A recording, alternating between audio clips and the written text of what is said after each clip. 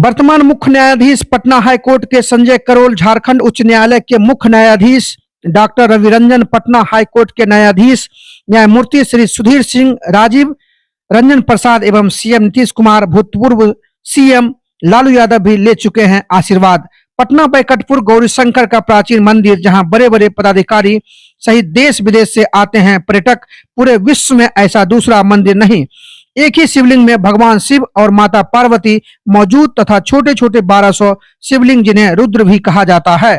भारतीय इतिहास में मध्यकालीन समय काफी अमानवीय था, जहां आक्रमणकारियों द्वारा देश को लूटा गया। यहाँ के विशालकाय मंदिरों और ऐतिहासिक धरोहरों को मुस्लिम आक्रमणकारियों द्वारा विध्वंस भी कर दिया गया। सैकड़ों वर्ष तक यहाँ खूनी संघर्ष चला, जिसमें मुस्लिम आक्रमणकारियों ने सनातन संस्कृतियों एवं मंदिरों को नष्ट करने की हर एक नाकाम कोशिशें की। अयोध्या का श्री राम मंदिर हो या कोई और, सैकड़ों मंदिरों को मलेच्छों द्वारा तोड़ा गया, लेकिन किसी न किसी काल में कोई न कोई हिंदू राजा या रक्षक जरूर आया और उन्हें फिर से प्राचीन स्वरूप दिया। ऐसा ही एक मंदिर बिहार पटना के बैकुंठपुर में है, जिसे पहले बैकुंठपुर वन के नाम से जाना जाता था, जहां प्राचीन गौरीशंकर मंदिर आश्चर्य का केंद्र, क्योंकि एक ही शिवलिंग में माता पार्वती और भगवान शिव मौजूद, साथ ही साथ छोटे छोटे 1200 शिवलिंग, जिसे रुद्र भी कहा जाता है। पूरी दुनिया में ऐसा शिवलिंग दूसरा नहीं। गंगा के तट पर बसा यह मंदिर बैकुंठ वन के नाम से कभी जाना जाता था। लंका विजय के बाद रावण को मारने से जो ब्राह्मण हत्या का पाप लगा, इसीलिए श्री राम यहाँ आए थे और यहाँ तपस्या कर एक विशालकाय शिव मंदिर की भी स्थापना की।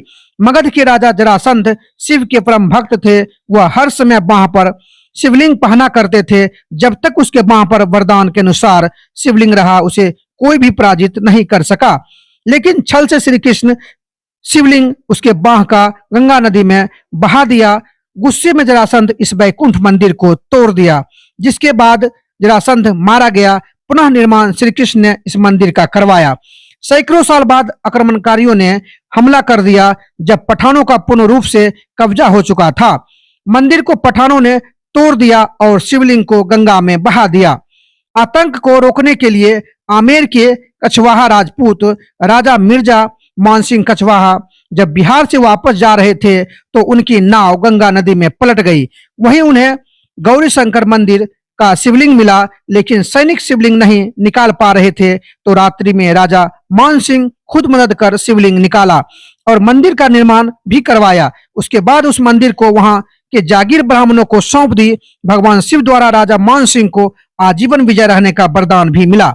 आज भी नेता हो या अभिनेता, सभी अपनी अपनी मन्नतें पूरी करने यहाँ जरूर आते हैं। साथ ही साथ इस मंदिर परिसर में लगभग 5000 कबूतर भी रहते हैं और ऐसा माना गया है कि सभी झुंड में एक साथ आसपास की सैर भी करते हैं, मगर उसे कोई भी ग्रामीण तंग या उसका शिकार नहीं करते हैं, क्योंकि सभी जानते हैं कि यह मंदिर परिसर का कबूतर है। और क्या कुछ कह रहे हैं, सुनिए इस खास रिपोर्ट में। बिहार बेगूसराय से संजय कुमार की खास रिपोर्ट। सारे कबूतर 5।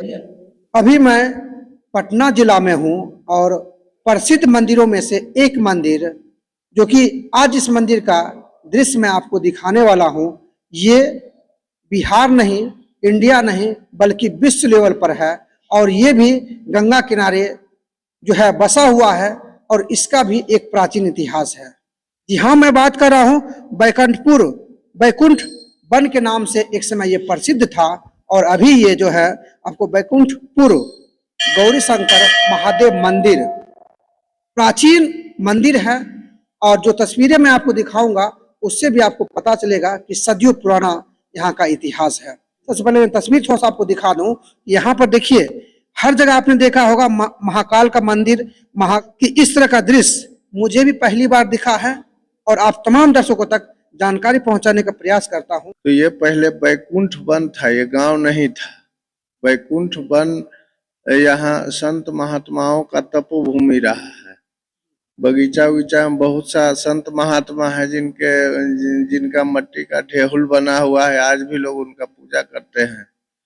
उसी समय से मतलब जरा राजा मान सिंह जब यहाँ से लौट करके कहीं कि हम युद्ध जब फतह करके लौटेंगे तो हम आपका पुनर्स्थापना करेंगे, तो वही जरा राजा मान सिंह वहां से जब लौटे तो यहाँ मंदिर का रूपरेखा देख करके और इसका जीर्णोद्धार किया और पुनर्स्थापना किए और वहीं से एक आदमी को ला करके यहाँ रख दिया और उसी समय से पूजा पाठ होने लगा, तो आज भी हो रहा है। सर, एक चीज और करना चाहते हैं, कुछ लोगों ने यह भी कहा कि सर यहाँ पर जो छोटा छोटा दरवाजा है उसको बड़ा करने का प्रयास कई बार किया गया सर, नहीं पाया सर, कितनी सच्चाई है और क्यों नहीं हुआ सर?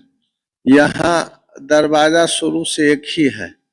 यहाँ पटना के पहले डीएम रहा करते थे KHN सुब्रमण्यम, वो चाहे थे कि मतलब यहाँ एक दरवाजा बनवा दे, लेकिन इंजीनियर कहा कि नहीं, इसका रिस्क कोई नहीं लेगा, कहीं जो अगर कुछ हो गया तो फिर बनना मुश्किल हो जाएगा।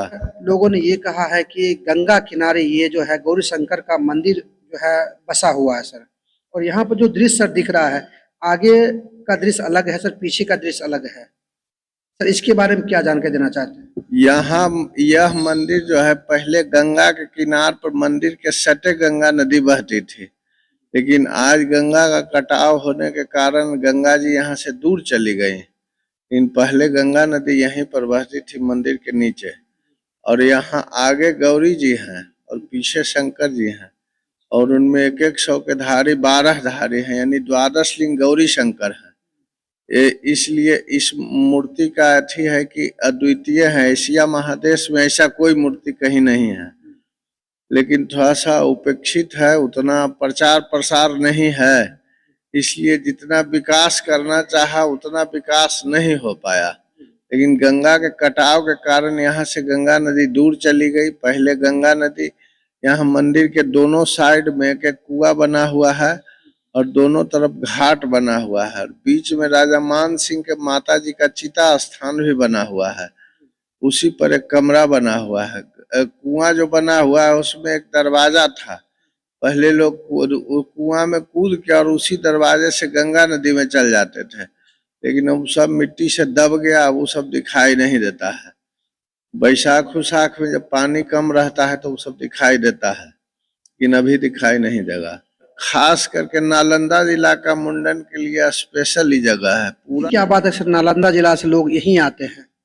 यहाँ से लोग मन्नत मानते हैं, बाबा पर विश्वास है, बाबा से लोग मन्नत मांगते हैं, पूरा होता है, विश्वास बना हुआ है, इसलिए यहाँ आते ही आते हैं। जो कमी हर मंदिर में देखा जा रहा है, सरकार की जो निगाहें होनी चाहिए वो निगाहें जो है सरकार की नहीं है, क्योंकि ये सिर्फ जो है आपको गौरी शंकर मंदिर का नहीं है कमी, बल्कि जितने भी मंदिर में गया हूँ, चाहे वो श्रृंगी ऋषि आश्रम हो, जलप्पा मंदिर हो, यानी तमाम जो आपको सनातन धर्म में जितनी भी मंदिरें हैं वो कहीं न कहीं ये दर्शाता है कि कमी है। और यहाँ पर भी पुजारी बाबा ने कहा है कि सरकार अगर थोड़ी सी ध्यान दे देते हैं तो जितना पुराना यह मंदिर है, और सबसे बड़ा चीज क्या है कि विश्व लेवल पर है, यानी ये भी इंडिया लेवल पर नहीं, बिहार लेवल पर नहीं, विश्व लेवल पर है, उसके बाद भी यहाँ पर जो है सरकार ध्यान नहीं दे रही है।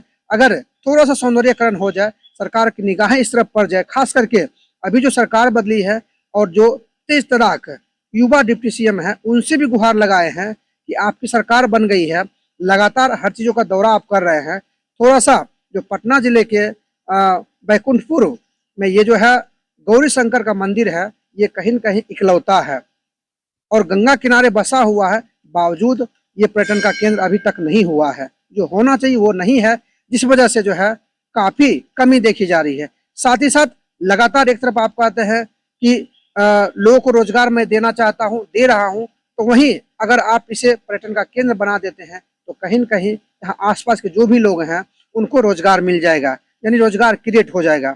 लेकिन एक चीज और लोगों ने शिकायत किया है कि आप जो है जैन धर्म पर जो खर्च करते हैं वहां पर सुरक्षा के भी चाक चौबंद है, हर तरह की सुविधाओं से लेस है, लेकिन सनातन धर्म में जो भी मंदिरें हैं वो उपेक्षित क्यों है?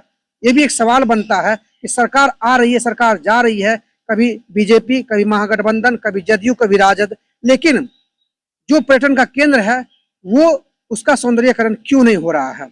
लगातार सवालें तो हो रही है, लेकिन देखना यही होगा कि आखिर जो बिहार की जनता है, जो बिहार का पर्यटन केंद्र है, वो कब तक सौंदर्यकरण होता है, सरकार की निगाहें कब पड़ती है, जानने के लिए बना रहिए हमारे चैनल से, ताकि मैं आपको देश दुनिया की तमाम खबरों से रूबरू करवाता रहूं। कैमरामैन विक्रम कुमार के साथ मैं संजय कुमार लेता हूं आप सबों से विदा।